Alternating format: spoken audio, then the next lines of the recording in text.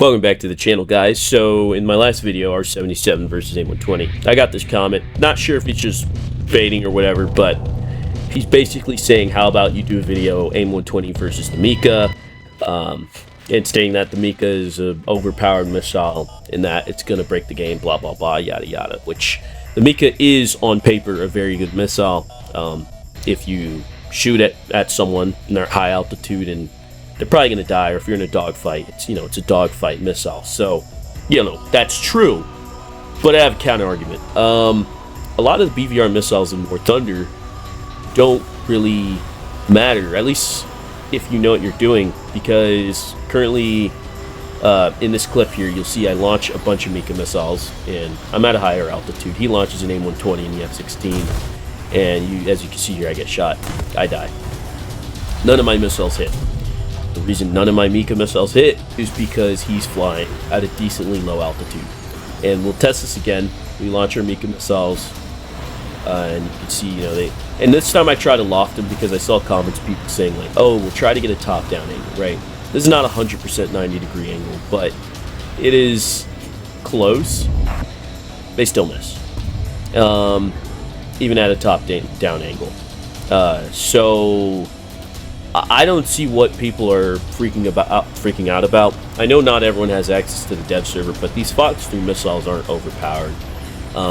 If War Thunder doesn't change multipathing, it's pretty much just going to be an AIM-7 that can, I guess, track without you looking at a target.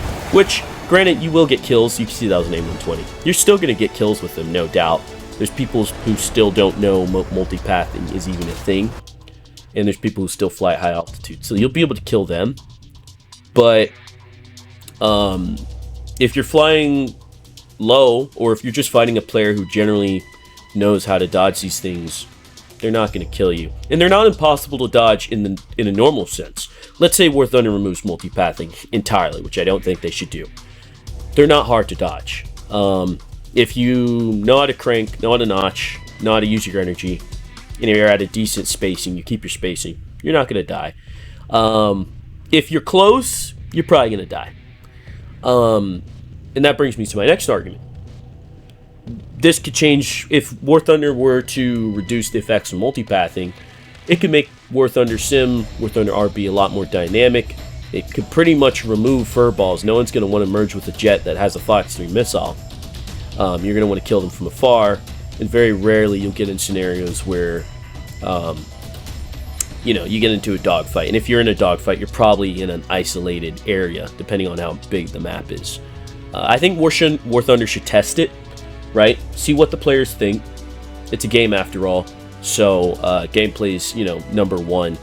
Because multipathing, the effects that Warthunder has, they're not realistic at all.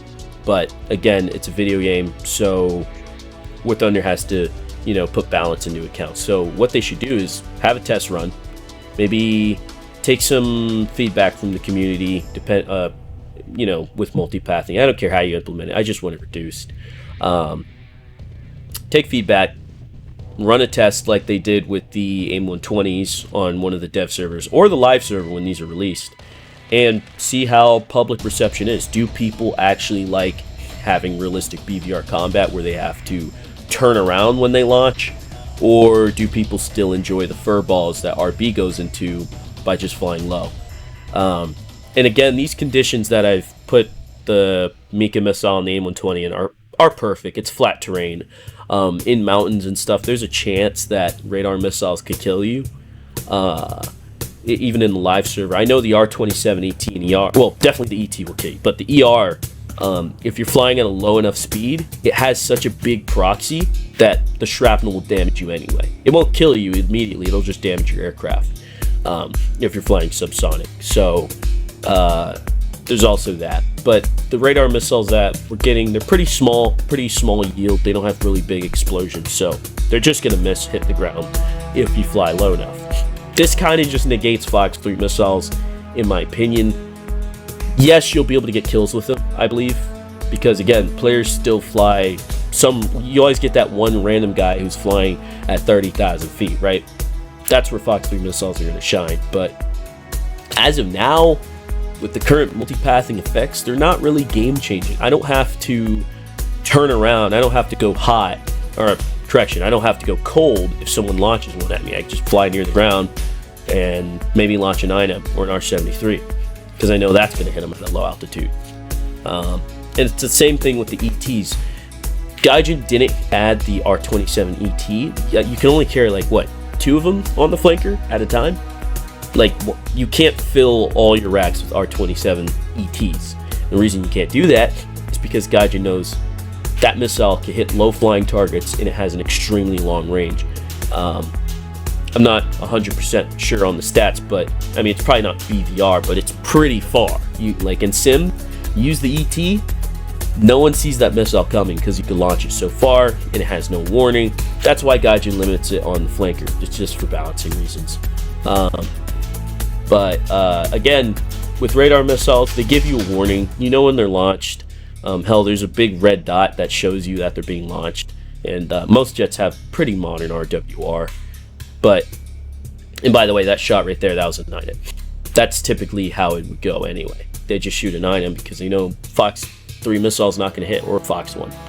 The early AIM-7s, though, and a lot of the early radar missiles do have pretty bad multipathing effects in real life, so that's fair. You could keep those. But for these modern missiles, even the AIM-7N, they should be able to hit low-flying targets. So tell me in the comments down below what you guys think.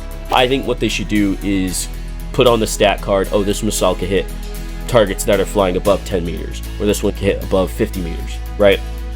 That's the way to do it. Obviously, everyone's pretty divided on how they should add it to the game, but they should figure out something. That's why I think they should do a test run. Anyway, thank you for watching. Shout out to CC Fryer.